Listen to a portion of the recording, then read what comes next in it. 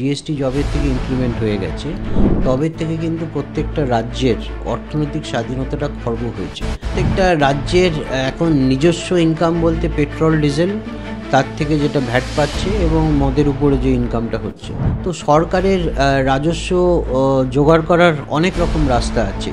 সেটা কখনোই সাধারণ মানুষকে দমন পীড়ন করে আমি রাজস্ব আদায় করবো সেটা হতে পারে না।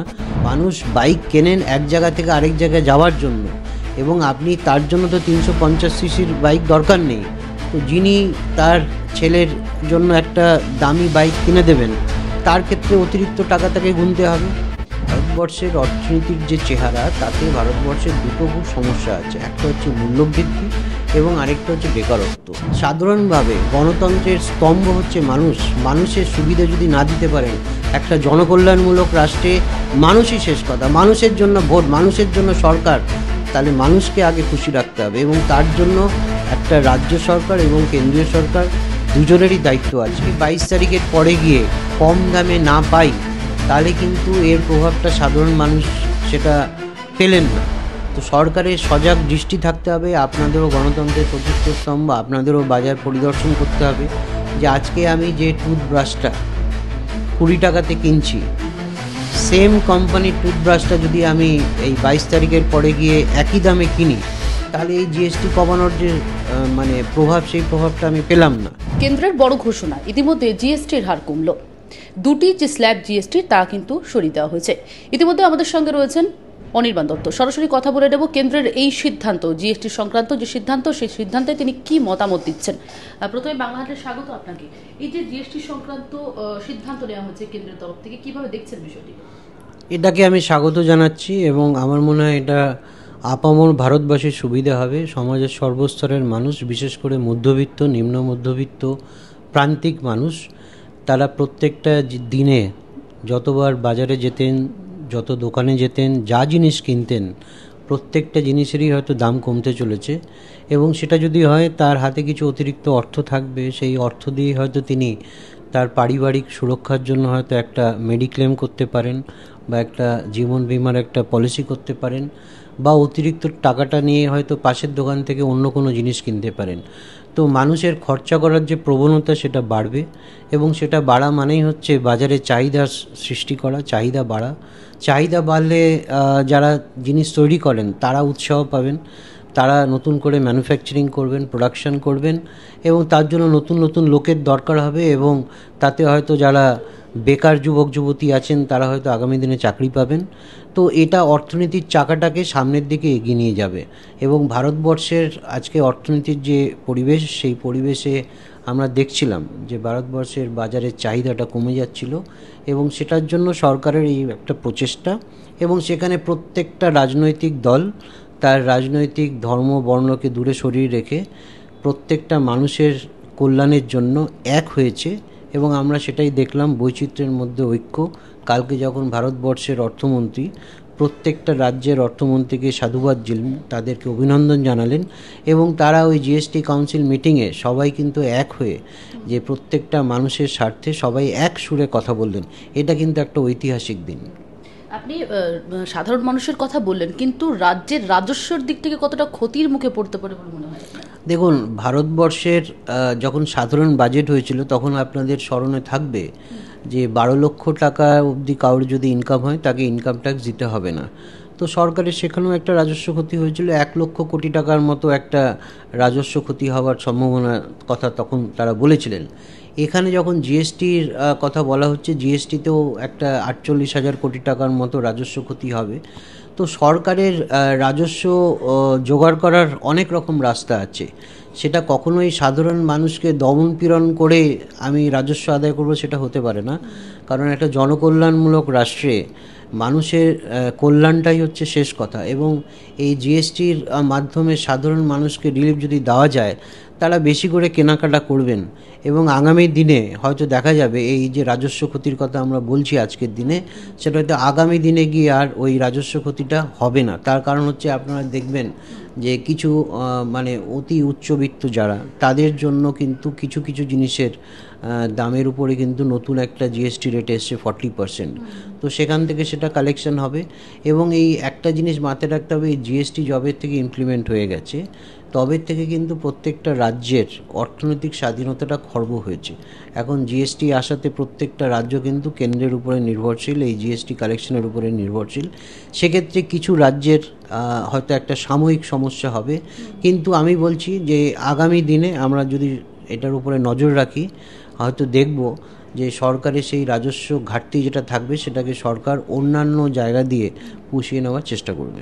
আচ্ছা, মদ, পেট্রোল থেকে শুরু করে রিয়েল এস্টেটের উপরে আলাদাভাবে রাজ্য যে জিএসটি তা বসানোর আর্জি জানিয়েছিল 8টি রাজ্য, সেক্ষেত্রে কি কিছু প্রভাব পড়বে? দেখুন, এটা তো জিএসটি কাউন্সিলের ভিতরে কি কথা হয়েছে আমি জানি না, এবং আমি আপনার এই কথাটার সঙ্গে মানে ঠিক সম্মতি দিতে পারছি না। কিন্তু প্রত্যেকটা রাজ্যের এখন নিজস্ব ইনকাম বলতে পেট্রোল, ডিজেল, তার থেকে যেটা ভ্যাট পাচ্ছে, এবং মদের উপরে যে ইনকামটা হচ্ছে। এবং এই স্ট্যাম্প ডিউটি বলে একটা ব্যাপার আছে, যে আপনি যখন বাড়ি রেজিস্ট্রেশন করবেন তার জন্য সরকারকে ট্যাক্স দিতে হয়, সেটা রাজ্য সরকারের উপর আছে এখন। তো এই সরকারের কাছে, রাজ্য সরকারের কাছে এখন এই পেট্রোল, ডিজেল বা মদ বা এই জমি রেজিস্ট্রেশন, বাড়ি রেজিস্ট্রেশন, ফ্ল্যাট রেজিস্ট্রেশন, তার যে খরচা, তার যে ট্যাক্স কালেকশনটা হয়, সেটা কিন্তু রাজ্য সরকারই পায়। আচ্ছা, আরো একটা বিষয়, যেখানে 350 সিসির বাইকে 18% জিএসটি, তার থেকে বড় বাইকে 40%। আপনি কি মনে করেন যে 350 সিসির যে বাইক, তাতে 40% কর বসানো উচিত ছিল? দেখুন, সরকারের উদ্দেশ্যটা কী ছিল? সরকারের উদ্দেশ্য ছিল মধ্যবিত্ত মানুষ, নিম্ন মধ্যবিত্ত মানুষ, প্রান্তিক মানুষ, তাদের নিত্য প্রয়োজনীয় যে জিনিসপত্র সেইগুলোর দাম কমানো। আপনি একটা খুব লাক্সারিয়াস বাইক চাপবেন, তার মানেই আপনি ওই মধ্যবিত্ত, নিম্ন মধ্যবিত্ত নন, আপনার কাছে অতিরিক্ত টাকা আছে। মানুষ বাইক কেনেন এক জায়গা থেকে আরেক জায়গায় যাওয়ার জন্য, এবং আপনি তার জন্য তো 350 সিসির বাইক দরকার নেই। তো যিনি তার ছেলের জন্য একটা দামি বাইক কিনে দেবেন, তার ক্ষেত্রে অতিরিক্ত টাকা তাকে গুনতে হবে। আচ্ছা, আরো একটা বিষয়, যেখানে তামাক জাতীয় যে দ্রব্য, তাতে 40% জিএসটি বসানো হচ্ছে। আপনি কি মনে করেন যে এর উপরে আলাদা করে সিম ট্যাক্স বসবে, বা নাকি এর থেকেও সর্বোচ্চ? সরকার আলাদা করে কিন্তু সিম ট্যাক্স নিয়ে কিছু বলেনি। না, দেখুন, 40% হয়ে গেলে এটা আমি বলবো যে আর আলাদা করে কোনো ট্যাক্স বসানোর দরকার নেই। কারণ সরকার যেটা বলেছে যে তামাক জাতীয় দ্রব্য, সিগারেট, পান মশলা, গুটখা, এইগুলোর উপর 40% এখন বলা হয়েছে, কিন্তু এটা এক্ষুনি কিন্তু এটা ইমপ্লিমেন্ট হবে না যতদিন না এখন যে অতিরিক্ত সেস যেটা কালেকশন হচ্ছে, সেটা যতক্ষণ না ওই কম্পেনসেশন বাবদ যে লোন বা তার ইন্টারেস্ট, সেটা যতদিন না পরিশোধ হচ্ছে, ততদিন এই অতিরিক্ত 40%টা ট্যাক্স চার্জ করা হবে না। এবং 40% যখন চার্জ করা হবে, তখন আর এর উপরে কিন্তু অতিরিক্ত কিছু ট্যাক্স বোধহয় আদায় করা হবে না। জিএসটি কমার জন্য সাধারণ মানুষ খুশি হয়েছে, এবং আজকে সরকারও খুশি, এবং সেক্ষেত্রে দাঁড়িয়ে এর প্রভাব কি অর্থনীতিতে পড়বে? দেখুন, এটা সময় বলবে, কিন্তু অর্থনীতির নিয়মে আমি যেটার কথা বলছি, যে আপনি যদি অতিরিক্ত টাকা, আপনার জিনিসপত্র যদি কম দামে আপনি পান, অতিরিক্ত টাকাটা যদি আবার জিনিসপত্র কেনেন, তাহলে যে মানুষটা দুটো জিনিস কিনছিল তিনি তিনটে জিনিস কিনবার চেষ্টা করবেন। তাহলে কোয়ান্টিটি অফ প্রোডাকশন সেটা বাড়বে, এবং সেটা বাড়লে অর্থনীতির চাকা ঘুরবে। কিন্তু আমি বলছি যে সরকারের নজরদারিটাকে আরও বাড়ানো উচিত, যে আজকে 22শে সেপ্টেম্বরের পরে দোকানে গিয়ে যদি সত্যি সত্যি আমি আজকে যে পরিমাণের জিনিস, যে মানের জিনিস আমি কিনছি, সেইটাই যদি আমি 22 তারিখের পরে গিয়ে কম দামে না পাই, তাহলে কিন্তু এর প্রভাবটা সাধারণ মানুষ সেটা পেলেন না। তো সরকারের সজাগ দৃষ্টি থাকতে হবে। আপনাদেরও গণতন্ত্রের চতুর্থ স্তম্ভ, আপনাদেরও বাজার পরিদর্শন করতে হবে, যে আজকে আমি যে টুথব্রাশটা 20 টাকাতে কিনছি, সেম কোম্পানির টুথব্রাশটা যদি আমি এই 22 তারিখের পরে গিয়ে একই দামে কিনি, তাহলে এই জিএসটি কমানোর যে মানে প্রভাব, সেই প্রভাবটা আমি পেলাম না। তো সেটা সময় বলবে। এবং আমি একটা কথা বলছি, যে কিছু অসাধু ব্যবসায়ী থাকতে পারেন, তারা হয়তো এর যে সুবিধেটা, সেই সুবিধেটা হয়তো গ্রাহকদেরকে হস্তান্তর করতে চাইবেন না। সেক্ষেত্রে আপনাদের ভূমিকা থাকবে। এবং আলটিমেটলি সরকারের যে প্রচেষ্টা, এটা কিন্তু সাধারণ মানুষ, যিনি গ্রাহক, যিনি উপভোক্তা, যিনি ওইটা কিনবেন, তিনি যাতে সুবিধাটা পান সেটাই কিন্তু লক্ষ্য, এবং সেটাকে ইমপ্লিমেন্ট করতে হবে। জিএসটি নিয়ে বেশ কিছুদিন ধরে আলোচনা চলছিল কেন্দ্র সরকার যে জিএসটির হার কমানো হবে, কিন্তু সব থেকে যে বিষয়টা উঠে আসছে কর কমার পিছনে যে বিষয়টা থাকে সেই বিষয়টা হচ্ছে সব থেকে শক্তিশালী কোন কারণটা বলে আপনার মনে হচ্ছে যে এই কারণের জন্য জিএসটির হার কমবে? দেখুন, জিএসটির পথ চলা শুরু 2017 সালে, এবং জিএসটি পথ চলা যবে থেকে শুরু হয়েছে তবে থেকে কিন্তু সাধারণ মানুষ এই জিএসটির জন্য একটুখানি ব্যতিব্যস্ত হয়েছিলেন, একটা ক্ষোভের সঞ্চার তৈরি হয়েছিল। কিন্তু আজকে এমন একটা সময় এটার অ্যানাউন্সমেন্টটা হলো যখন আমাদের একটা বৈদেশিক বাণিজ্যে একটা ভাটা আসবার সম্ভাবনা তৈরি হচ্ছে। আমেরিকার রক্তচক্ষুকে উপেক্ষা করে আমরা রাশিয়ার থেকে তেল কেনাটা জারি রেখেছি, এবং তার জন্য আমরা বুঝতে পারছি যে আগামী দিনে বৈদেশিক বাণিজ্যে হয়তো আমাদের যে রপ্তানিটা আমরা করতাম সেই রপ্তানিটা আমরা করতে পারবো না। এবং এর সঙ্গে সঙ্গে দেখবেন একটা কথা বলা হচ্ছিল ভোকাল ফর লোকাল। এই যে দেশের মধ্যেই যদি জিনিসপত্র বিক্রি হয় তাহলে তো বিদেশে বিক্রি করার দরকার নেই।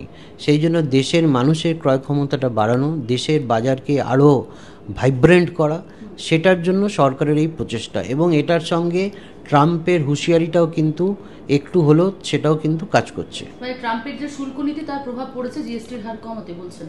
হ্যাঁ, ট্রাম্পের শুল্ক নীতির জন্য ভারতবর্ষের অর্থনীতি তো কিছুটা হলেও ক্ষতিগ্রস্ত হবে, এবং সেটাকে মেরামত করার জন্য তো সরকারের একটা ঐকান্তিক প্রচেষ্টা, সেটাই হচ্ছে এই জিএসটি কমানো, যাতে আপনার জিনিস যেটা আপনি তৈরি করছেন সেটা যাতে দেশের বাজারেই বিক্রি করা যায়। এবং দেশের বাজারে বিক্রি যদি করতে হয় তার জন্য মানুষের হাতে অতিরিক্ত টাকা দিতে হবে, এবং সেটার জন্য সরকার দেখবেন 1 ফেব্রুয়ারিতে যখন ওই সাধারণ বাজেট অ্যানাউন্সমেন্ট হয়েছিল তখন 12 লক্ষ টাকা অবধি মানুষের যদি ইনকাম থাকে তাহলে তাকে কোনো ট্যাক্স দিতে হচ্ছিল না। এখন তার উপরে যদি জিনিসপত্রের দাম কমে যায় তাহলে মানুষের হাতে অতিরিক্ত অর্থ থাকবে। এবং ভারতবর্ষের অর্থনীতির যে চেহারা তাতে ভারতবর্ষের দুটো খুব সমস্যা আছে, একটা হচ্ছে মূল্যবৃদ্ধি এবং আরেকটা হচ্ছে বেকারত্ব। এই দুটোকে যদি আপনি একসঙ্গে অ্যাড্রেস করতে চান তাহলে কিন্তু জিনিসপত্রের দামটাকে কমাতে হবে, এবং সেটারই একটা প্রচেষ্টা আমরা দেখলাম। পুজোর আগে সাধারণ মানুষ ক্রেতা থেকে বিক্রেতা সকলের মুখে হাসি বলছেন এই জিএসটির হার কমানো। দেখুন, এটা যেহেতু 22শে সেপ্টেম্বর থেকে চালু হয়ে যাবে, সুতরাং মানুষ হাসি মুখে, হ্যাঁ, খুশি মনে পুজোটাকে উপভোগ করবার চেষ্টা করবেন।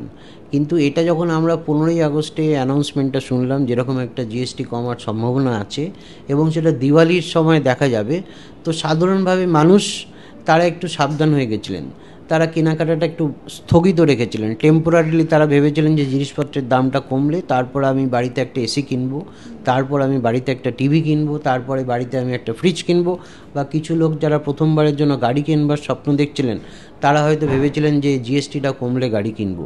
তো এখন যখন এটা 22শে সেপ্টেম্বর হয়ে গেল তখন 22শে সেপ্টেম্বরের পর থেকেই কেনাকাটাটা বেড়ে যাবে। এবং উৎসবের মরশুমে আপনি জানেন যে বিশেষ করে পশ্চিমবঙ্গে আমাদের কেনাকাটাটা বেড়ে যায়, এবং সেই কেনাকাটাটা যাতে আরও বাড়ে সেটার জন্য জিএসটি রেটটাকে কমেই দেওয়া হয়েছে।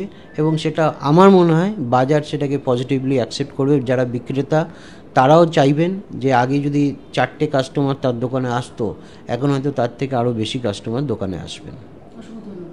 আর যে বিরোধী দলগুলি দাবি করছে যে তারা যেভাবে প্রতিবাদ করেছেন, বিক্ষোভ করেছেন, বিভিন্নভাবে তারা দাবি জানিয়েছেন তার জন্য তাদের ক্রেডিট রয়েছে। ইতিমধ্যে রাহুল গান্ধী থেকে শুরু করে সকলে দাবি করছেন, কিন্তু আবার অন্যদিকে কেন্দ্র সরকারের তরফে যে ক্রেডিট তারা দাবি করছেন যে জিএসটির হার কমানোর পিছনে তাদের ক্রেডিট রয়েছে। কি বলবেন এই বিষয়ে? দেখুন, ভারতবর্ষে অর্থনীতি এবং রাজনীতি সম্পৃক্ত। অর্থনীতিতে এত বড় একটা ঐতিহাসিক ঘোষণা হলো, তার মধ্যে রাজনীতি থাকবে না তা তো হয় না। এবং তাতে বিরোধী দল তারা বলবে আমাদের জন্য করেছে, কেন্দ্রীয় সরকার তার দাবি রাখবে যে আমরা জনগণের সুরাহার জন্য চেষ্টা করেছি। আমি বলবো এই রাজনৈতিক তর্কাতর্কিতে গিয়ে লাভ নেই। আপনার একটা জিনিস মাথায় রাখতে হবে যে কালকে যে 56 জিএসটি কাউন্সিলের মিটিং হলো, সেখানে এতগুলো রাজ্যের অর্থমন্ত্রী, তাদের বিভিন্ন আলাদা আলাদা রাজনৈতিক ধর্ম আছে, কিন্তু তারা কিন্তু সবাই মিলে ভারতবর্ষের জনগণকে সুরাহা দেওয়ার জন্য ভারতবর্ষের কেন্দ্রীয় অর্থমন্ত্রীকে সেই পূর্ণ স্বাধীনতাটা দিল যে রাত্রি 10টার সময় 140 কোটি মানুষকেই যাতে সুরাহা দেওয়া যায়, তার জন্য এই সরকারের যে প্রচেষ্টা সেটাকে সাধারণ মানুষের সামনে নিয়ে এলো। এবং ভারতবর্ষের যে বৈশিষ্ট্য, বৈচিত্র্যের মধ্যে ঐক্য, আমরা কিন্তু সেটারই প্রতিফলন দেখতে পেলাম। এবং এটা নিয়ে রাজনৈতিক আঁকচি করে লাভ নেই। আলটিমেটলি মানুষের সুবিধা হবে এবং মানুষ সেই সুবিধাটা যাতে গ্রহণ করতে পারে তার জন্য কিন্তু আবার প্রত্যেকটা রাজনৈতিক দল, প্রত্যেকটা রাজ্য সরকার কেন্দ্রীয় সরকারের সঙ্গে হাত ধরাধরি করে যাতে এটা পর্যবসিত করা যায়, তার যাতে কার্যকারিতা, এটা সবার ক্রেডিট। এটা মানুষের ক্রেডিট। সাধারণভাবে গণতন্ত্রের স্তম্ভ হচ্ছে মানুষ। মানুষের সুবিধা যদি না দিতে পারেন, একটা জনকল্যাণমূলক রাষ্ট্রে মানুষই শেষ কথা, মানুষের জন্য ভোট, মানুষের জন্য সরকার, তাহলে মানুষকে আগে খুশি রাখতে হবে। এবং তার জন্য একটা রাজ্য সরকার এবং কেন্দ্রীয় সরকার দুজনেরই দায়িত্ব আছে। আজকে আপনি পশ্চিমবঙ্গে বসবাস করছেন, আপনি কি পশ্চিমবঙ্গের নাগরিক না আপনি ভারতবর্ষের নাগরিক? আপনি ভারতবর্ষের নাগরিক, এবং তার দায়িত্ব কেন্দ্রীয় সরকারকেও নিতে হবে, রাজ্য সরকারকেও নিতে হবে।